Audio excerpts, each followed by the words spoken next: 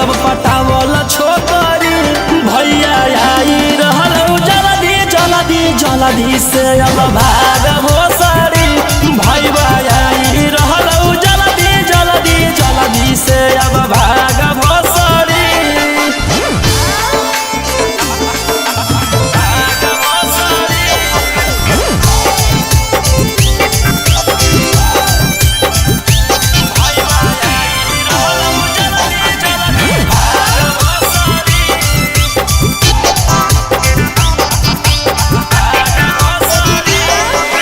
चल जो अब तोरा परोही गोड़ा रे जादे देरी रुक में तो होई जइतौ सोरा रे।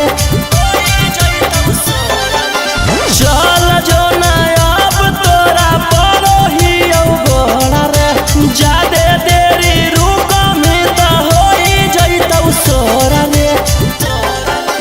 भूल जइही छौड़ा तू नहावल पोखरी भूल जइही कूदी कूदी नहावल पोखरी भैया आई रहल जल्दी जल्दी जल्दी से अब भाग भोसरी भैया आई रहल जल्दी जल्दी जल्दी से अब भाग भोसरी।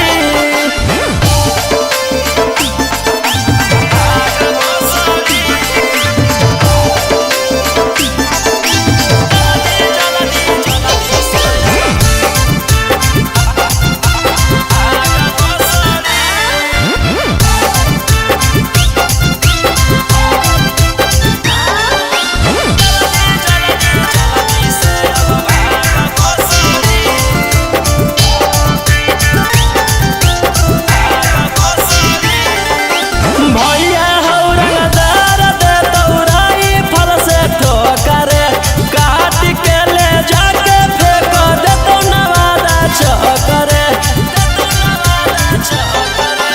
भैया हौरदार दे तौराई फल से ठोकरे काट के ले जाके फेंक दे तो गोया चकरे। रौशन रोही डहन कौ करे ना नौकरी मार काट में नाम चलौ करे ना नौकरी भैया आई रहल जल्दी जल्दी जल्दी से अब भाग भोसरी भैया